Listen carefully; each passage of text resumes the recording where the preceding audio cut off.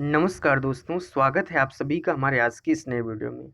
ये video BA students के लिए है जिन्होंने इलाहाबाद विश्वविद्यालय या बनारस हिंदू विश्वविद्यालय में बीए एंट्रेंस एग्जाम के लिए अप्लाई किया है। ठीक है, तो इस वीडियो में हम पॉलिटिकल साइंस यानी पॉलिटी के क्वेश्चंस को कवर करेंगे। तो वीडियो स्टार्ट करें उससे पहले मैं आपको इलाहाबाद विश्वविद्यालय के बीए एंट्रेंस एग्जाम का पैटर्न बता देता हूँ। तो ये मैंने एडिट इसको नहीं किया, 2019-20 है, बट ये नया वीडियो है। ठीक है, तो पैटर्न क्या है आपका, 2 आवर्स मैक्सिमम 2 आवर्स होगा, 120 मिनट, मैक्सिमम मार्क्स आपके 300 होंगे। क्वेश्चन पेपर को 4 सेक्शन में डिवाइड किया गया है। टोटल क्वेश्चन 150 है। Every question carry 2 marks.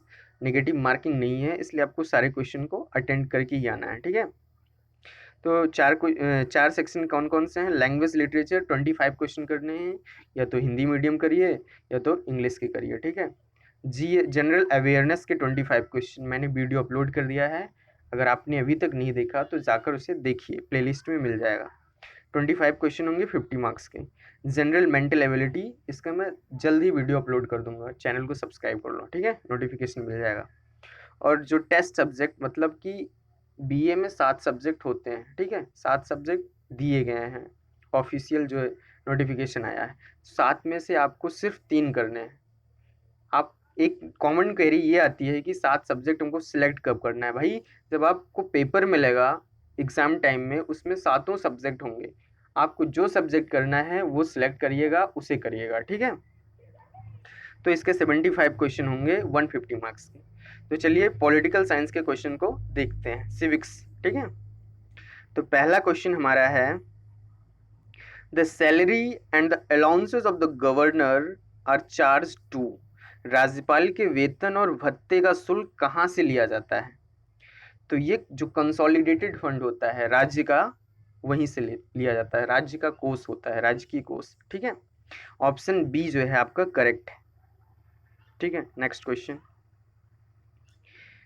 Question number 2, can a person, आप इस गवर्नर से रिलेटेड क्वेश्चन है, तो आप अपनी स्टेट का नाम और आपका अपना गवर्नर कमेंट सेक्शन में लिखना है। ठीक है,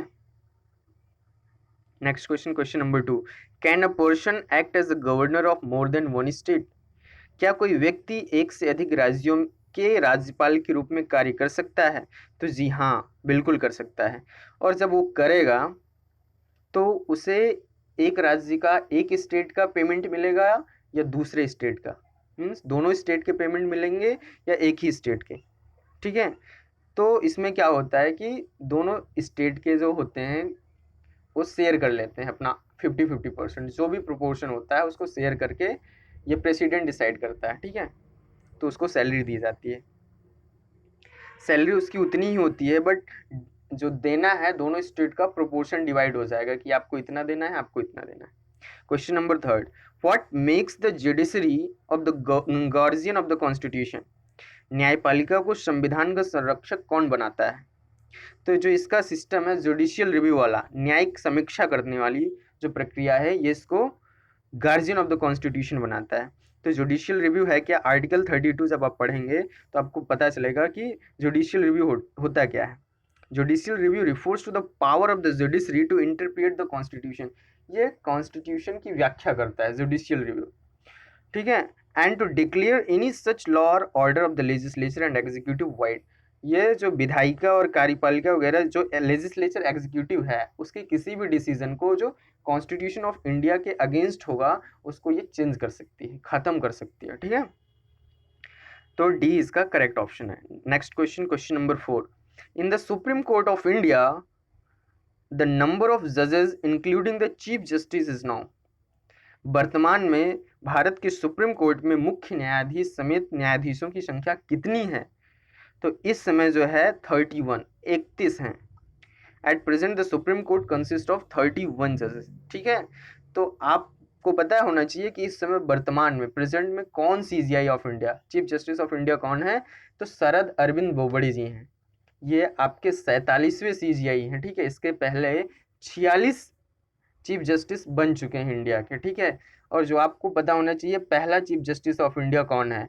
तो एच जे कन्हैया हैं। ठीक है, जो जिनका कार्यकाल क्या था 1950 से 1951 तक। ठीक है, ये फर्स्ट सीजीआई थे। और फिर इनकी सैलरी की बात कर लेते हैं। सीजीआई की जो सैलरी मिलती है वो करीब मिलती है 3 लाख के आसपास, ठीक है, 2,80,000। और जब इसको डॉलर में कन्वर्ट करेंगे तो 3,09,000 पर मंथ होगा, ठीक है, dollar. Next question, question number 5। One on which of the following ground can अ जज ऑफ द सुप्रीम कोर्ट में बी इम्पीच्ड? निम्नलिखित में से किस आधार पर सुप्रीम कोर्ट के एक न्यायाधीश को महाभियोग किया जा सकता है? क्या भारत में आज तक हुआ है किसी सीजीआई के साथ? हाँ, किसी जज के साथ ऐसा हुआ है सुप्रीम कोर्ट के कि उसको इम्पीचमेंट करके हटा दिया गया? आज तक नहीं हुआ है, ठीक है। तो इसका ऑप्शन डी है 2 एंड 3। कब हटाया जाएगा? जब वो इनकैपेसिटी हो जाएगा या कोई मिसबिहेवियर करता है, ठीक है, तब हटाया जाएगा। इनकैपेसिटी मतलब अक्षमता, वो उसके लायक नहीं है, प्यार में पड़ गया तो हटा दिया जाएगा, शशि थरूर के जैसा। Question number 6। What are the panchayats in the 3 tier panchayati raj system? त्रिस्तरीय पंचायती राज व्यवस्था में पंचायत क्या है? Option D all of the above. Gram panchayat, janpad panchayat, जिला परिषद, ठीक है, ये सारी 3 टायर सिस्टम है। और पंचायती राज आया है तो मैं आपको कुछ बता देता हूँ इन्फॉर्मेशन। तो पंचायती राज, इसका ओरिजिनेशन कहाँ हुआ है? पंचायती राज का ये कॉन्सेप्ट डेवलप कहाँ हुआ है? तो डेवलप ये इंडियन सब कॉन्टिनेंट में हुआ है। सबसे पहले इंडिया में हुआ है, उसके बाद पाकिस्तान, श्रीलंका, बांग्लादेश, नेपाल, ये 4-5 जो इंडियन सब कॉन्टिनेंट हैं, इन्हीं में क्या होता है? पंचायती राज पाया जाता है। बाकी दुनिया के किसी भी कोने में पंचायती राज व्यवस्था नहीं है। और फादर ऑफ पंचायती राज आप बताएंगे क्या आप लोग? मैं ही बता देता हूँ, परेशान हो जाएंगे। बलवंत राय मेहता। बलवंत राय मेहता जो गुजरात के दूसरे मुख्यमंत्री थे, वो थे फादर ऑफ पंचायती राज, उनको कहा जाता है, ठीक है। ये कॉन्सेप्ट इन्होंने दिया था, बलवंत राय मेहता ने, पंचायती राज का, ठीक है। Next question, question number 7। GV K Rao committee on panchayati raj is constituted on. Panchayat raj पर जीवी के राव समिति का गठन कब किया गया था? तो ये किया गया था, ऑप्शन डी करेक्ट है इसका, 1985 में, ठीक है। क्या काम था इसका? This committee was appointed by planning commission in 1985, 1985 में। The committee comes to final conclusion that development process was gradually bureaucratised and divorced from the panchayati raj, ठीक है। तो इसका ये उद्देश्य था। Next question, question number 8।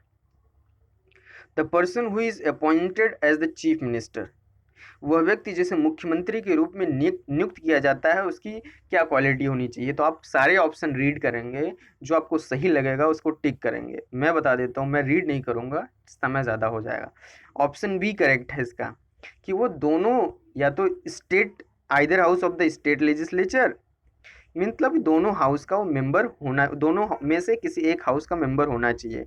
According to the Indian constitution, the chief minister जो मुख्यमंत्री होता है, या तो वो मेंबर ऑफ क्या हो, लेजिस्लेचर हो, member of the 2 houses of state legislature, ठीक है, किसी न किसी एक हाउस का वो, अपर हाउस, लोअर हाउस, कहीं ना कहीं उसका उसके पास मेंबरशिप होनी चाहिए, ठीक है।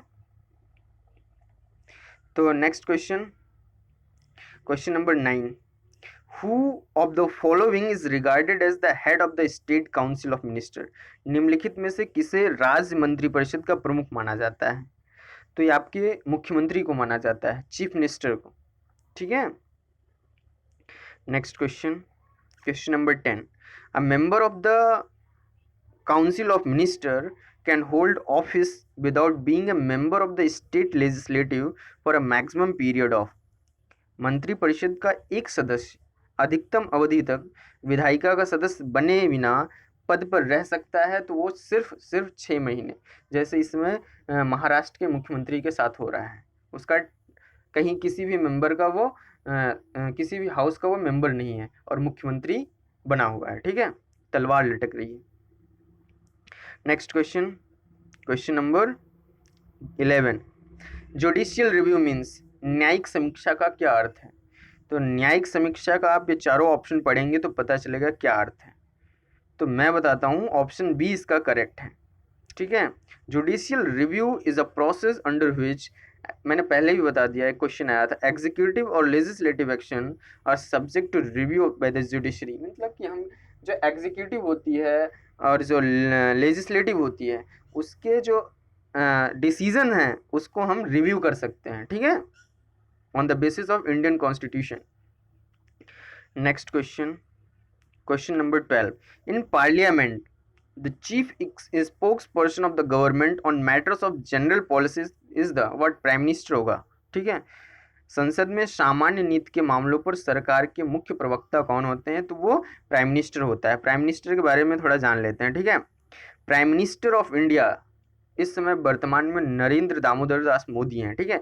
As addressed in the constitution of India is the chief of the government, ये सरकार का जो होता है मुखिया होता है, ठीक है, वो अपने आप को प्रधान सेवक बताते हैं। Chief adviser of the president, president का मुख्य सलाहकार होता है।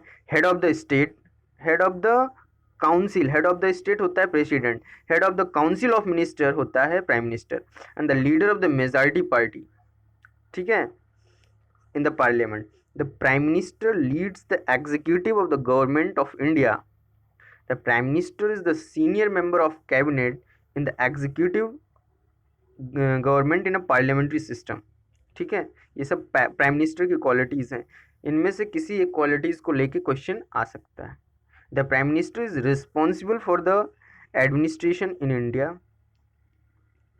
ही is regarded as a chief, sorry, the prime minister is responsible for the real administration of the country. He is regarded as the chief administrator of India. He is the chief spokesperson of the government of India. It is the duty of the prime minister to keep the president informed of all the decision of the council of minister, ठीक है। यह प्रधानमंत्री का दायित्व होता है कि वो काउंसिल के द्वारा किसी भी डिसीजन, लिए गए किसी भी डिसीजन को इन्फॉर्म करते रहना प्रेसिडेंट को, जो कि इंदिरा गांधी नहीं करती थी। Next question, question number 13, which one of the following financial power is not enjoyed bye the governor. तो गवर्नर के पास बहुत सारी फाइनेंशियल पावर्स होती हैं, ठीक है, बट इसमें जो है ऑप्शन डी है वो मैं बताता हूँ। पहले ये जान लो क्या क्या होता है, कौन कौन सी पावर होती है। The governor has also financial power and function. No money bill can be originated in the state legislature without the recommendation of the governor. तो सबसे बड़ी फाइनेंशियल पावर तो यही हो गई, कोई मनी बिल पास नहीं हो सकता है जब तक, आ ही नहीं सकता है जब तक गवर्नर रिकमेंड ना करे, ठीक है। In every year the budget is laid before the state legislature by the governor, governor ही रखता है। नो प्रपोजल फॉर टैक्सेशन और expenditure can be made without the approval of the governor. लो, खर्चा सब कुछ यही करता है, ठीक है, टैक्सेशन, एक्सपेंडिचर, सब कुछ। तो कौन सी पावर नहीं है ये। He can order the reduction of salaries and allowances of the state civil servants during the president rule in the state. president rule लगा हो तब गवर्नर कोई भी फाइनेंशियल पावर का आनंद नहीं उठा सकता है, ठीक है। Next question, question number 14, which one of the following categories of emergency has not been declared so far। निम्नलिखित आपातकालीन श्रेणियों में से कौन सा अभी तक घोषित नहीं किया गया है। तो इसके लिए आपको पता होना चाहिए इमरजेंसी की टाइप्स कितने होते हैं। तो emergency in India are of 3 types. First is national emergency, जो आपको आर्टिकल 352 में मिलेगी। सेकंड क्या है, स्टेट इमरजेंसी, जो आपको आर्टिकल 256 में मिलेगी। ये आर्टिकल भी इसके साथ याद रखने हैं, ठीक है। और जो आपको फाइनेंशियल इमरजेंसी है वो आर्टिकल 360 में मिलेगी, ठीक है। तो अभी तक इन इंडिया फाइनेंशियल इमरजेंसी ने नहीं लिया है, मीन्स नहीं लगी, लागू हुई है, ठीक है, बाकी तो लग चुकी हैं। नेक्स्ट क्वेश्चन क्या है, question number 15, education which was initially a state subject was transferred to the concurrent list by the. शिक्षा जो शुरू में एक राज्य विषय थी, समवर्ती सूची में किस संशोधन द्वारा स्थानांतरित की गई थी। तो ये आपका 42वां संविधान संशोधन, सी ऑप्शन करेक्ट है। तब हमारे भारत हिंदुस्तान में इमरजेंसी लगी हुई थी, ठीक है।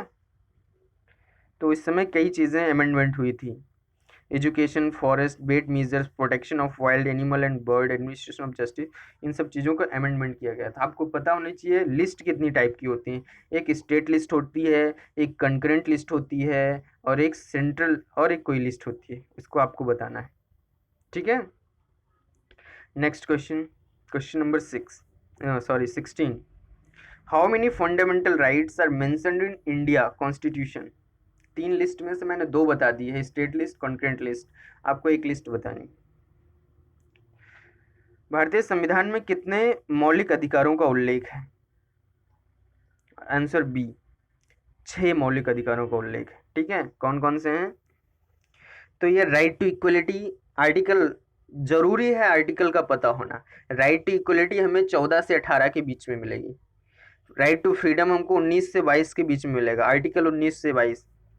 फिर क्या है, राइट टू फ्रीडम है, और राइट टू फ्रीडम हमको 19 से 22 के बीच में मिलेगा। फिर राइट अगेंस्ट एक्सप्लॉयटेशन है, जो कि हमको 25 से 28, नो नो नो, ये तो रिलीजन हो जाएगा। राइट अगेंस्ट एक्सप्लॉयटेशन हमको 23 से 24 के बीच में मिलेगा। Right to freedom of religion, जो कि हमको 25 से 28 के बीच में मिलेगा, आर्टिकल 25 से 28। कल्चरल एंड एजुकेशनल राइट, जो आपका 29 से 30 के बीच में। और जो राइट टू अगेंस्ट रेमेडीज है, तो ये आर्टिकल 32 33 में मिलेगा। ठीक है, आर्टिकल को याद कर लीजिए। Next question, question number 17, in which year was the nationalist? Video कैसा लग रहा है? कोई डाउट कमेंट सेक्शन में करिए। वीडियो अच्छा ना लगे डिसलाइक कर दीजिए प्यार से। In which year was Nationalist Congress Party NCP founded? NCP कोई मतलब नहीं है एनसीपी का, फिर भी मजबूत पार्टी है। राष्ट्रवादी कांग्रेस पार्टी एनसीपी की स्थापना कब हुई थी? तो 1999 में हुई थी। ठीक है, the Nationalist Congress Party is centrist national political party in India, and इसकी फाउंडेशन 25 मई 1999। शरद पवार इसके मुखिया थे, पीए संगमा एंड तारिक अनवर इन फाउंडेशन मेंबर हैं। और इसका सिंबल क्या है? 10:10 घड़ी, एनालॉग क्लॉक, 10 to 10।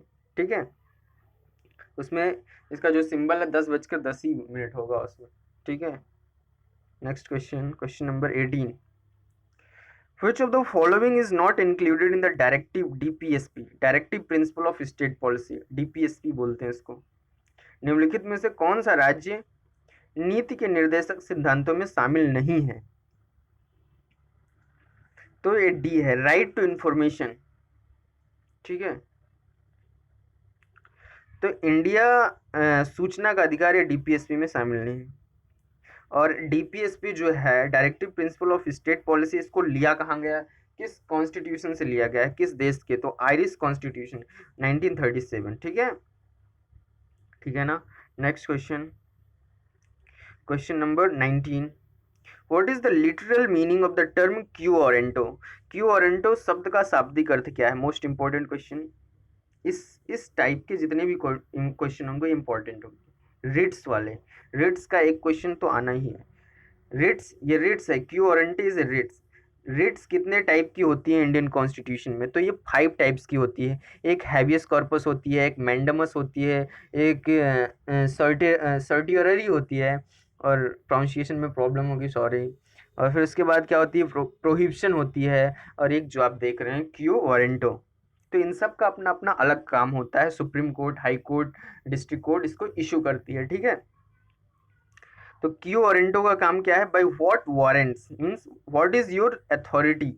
ठीक है, ये रिफर करती है। Next question, question number, writs के बारे में पढ़ लीजिए आप। इमरजेंसी कितनी टाइप की होती है वो पढ़ लीजिए। सब एक बुक ले लीजिए, उसको पढ़ते रहिए। बाकी मैं तो ट्रेंडिंग क्वेश्चन दे ही रहा हूँ, important question. Question number 20, who among the following is the executive head of state in India? आप कहेंगे तो हम लोग टेस्ट भी ले लेंगे। ठीक है, टेस्ट के लिए जो जो तैयार है वो बता सकता है, 10 दिन के अंदर में हम ले सकते हैं अगर आप लोग कहेंगे तब। निम्नलिखित में से कौन भारत में राज्य के कार्यकारी प्रमुख हैं? टेस्ट सीरीज लाई जाए, अगर हाँ तो कमेंट सेक्शन में कहिए। Prime minister, who among the following is the executive head of state in India? B option correct है, प्रेसिडेंट। तो executive power is vested mainly in the president of India as per article 53। ठीक है, next question, part 4 of constitution of India deals with which of the following? भारत के संविधान में भाग 4 निम्नलिखित में से किससे संबंधित है? तो ये डीपीएसपी जो आपने ऊपर पढ़ी, directive principle of state policy. Question number 22, who among the following gave monistic theory of sovereignty? तो ये आपके ऑस्टिन साहब हैं। Austin, option A is correct. ठीक है, इंग्लिश ज्यूरिस्ट, ऑस्टिन का था, इंग्लिश ज्यूरिस्ट था। लीगल कॉन्सेप्ट इसने बहुत सारी वर्क किया है। Next question, question number 23, anti defection law, दल बदलू कानून इसको बोलते हैं, दल बदल, ठीक है। Law is given in which schedule of Indian constitution, भारतीय संविधान की किस अनुसूची में एंटी डिफेक्शन कानून दिया गया है? तो ये दिया गया है बी, ठीक है, 10th शेड्यूल में। Anti defection law was passed by the parliament 1985 में पास हुआ था, and the 52 amendment of the constitution added the 10th schedule which laid down the process by which legislator may be disqualified। इसका काम क्या है? ये अगर आपने चेंज किया, इस पार्टी से उस पार्टी गए, तो आपका क्या हो जाएगा? तो आपको डिस्क्वालीफाई कर दिया जाएगा, ठीक है। नेक्स्ट क्वेश्चन, मान्यता रद्द कर दी जाएगी उस पार्टी से। Question number 24, who among the following is not a member of any of the two houses of the country. तो प्रेसिडेंट जो होता है वो किसी पार्टी से उसका कोई लेना देना नहीं होता है, ठीक है। Next question, question number 25, which of the following is a feature of federal government, निम्नलिखित में से क्या संघीय सरकार की एक विशेषता है? तो ये है सी, डिवीजन होता है पावर्स का between centre and the state, संघीय और राज्य सरकार के बीच शक्तियों का विभाजन, यही जो है संघीय सरकार की विशेषता है, मुख्य विशेषता है, ठीक है। तो ये था आज का वीडियो, कैसा लगा जरूर बताइएगा। कोई डाउट हो तो आप कमेंट सेक्शन में आइए, डिस्क्रिप्शन बॉक्स खोलिए, उसमें व्हाट्सअप होगा, उसमें इंस्टा आईडी होगी, फॉलो कीजिए, पेज को फॉलो कर लीजिए ताकि आपको नोटिफिकेशन मिलते रहे अगर इंस्टा चलाते हैं तो। और फिर लाइक कमेंट डिसलाइक सब्सक्राइब करिए। नेक्स्ट वीडियो में हम मिलते हैं, ठीक है। ख्याल रखिए अपना, पढ़ाई करते रहिए। Bye bye.